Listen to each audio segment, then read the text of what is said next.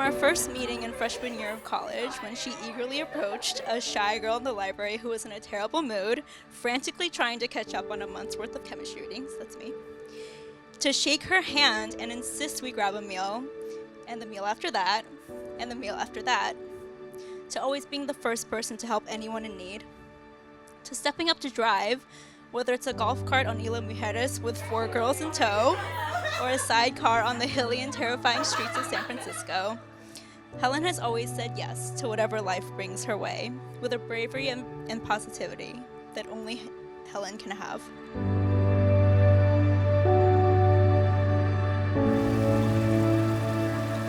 Daniel and I have known each other for more than half our lives. We met when we were 18 at UCLA. We're 37 now. Daniel has a gift for listening to people's wants and needs. Whenever I've heard somebody say, "I'll find a way to get back home," it's often Daniel who says, "I can take you back."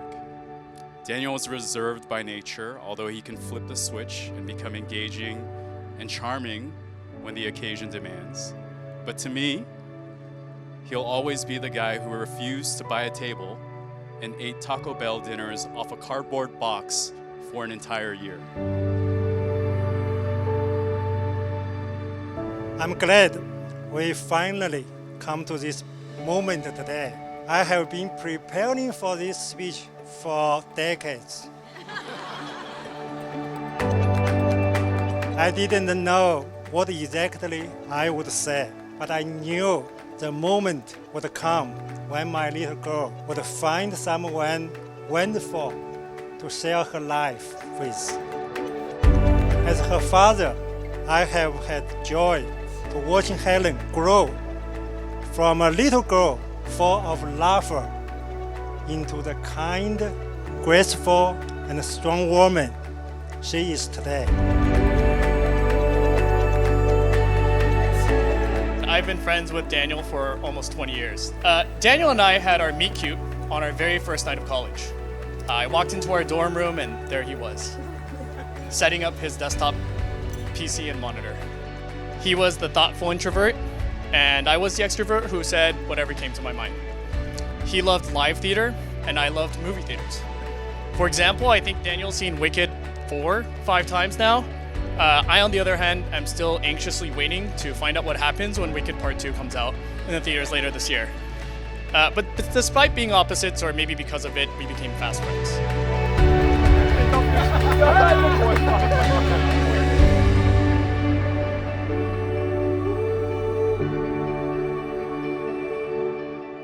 Today we are witnessing the marriage of 2 Christians.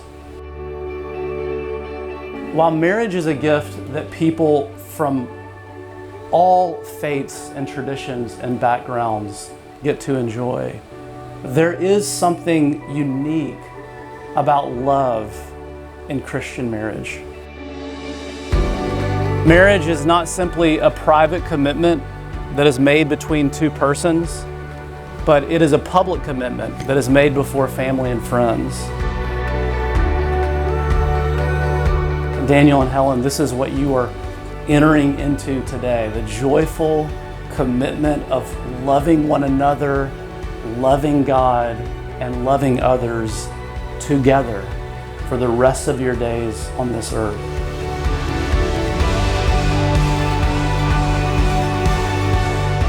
Daniel, you may kiss your bride.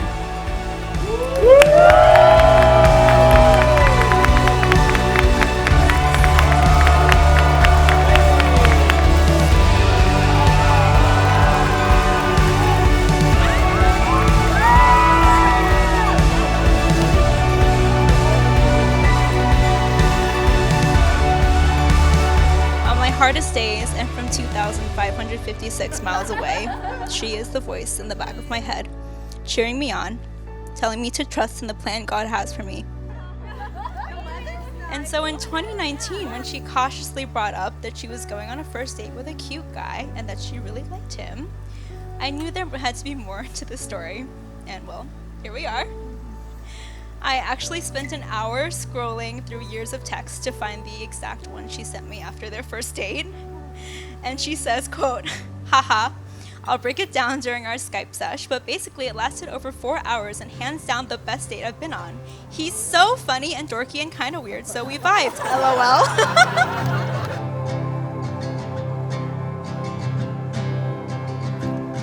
Daniel, I'll never be able to thank you enough for loving her in the way that you do. You are truly her safe space, her home, and the absolute love of her life, other than me, of course. I hope you love growing old with her as much as I loved growing up with her. And I cannot wait to see where a lifetime of bold and fearless living and loving takes you both. My honor to introduce you, Helen and Daniel. Let's go. Growing up, my parents always taught me to surround myself with good people, because you are who you surround yourself with. And I decided to surround myself with Daniel, because that's what he is. Good people. Daniel, I don't think I've ever had this chance to say this, but thank you. Thank you for being one of my closest friends. You are one of the most humble, disciplined, generous, and quietly sensitive people I know. And for a man like that, you deserve someone equally incredible. And you found her in Helen. Don't fall asleep. Raise your glasses with me to Helen and Daniel. May your marriage be rooted in faith, wrapped in love, and guided by the one who brought you together. Cheers.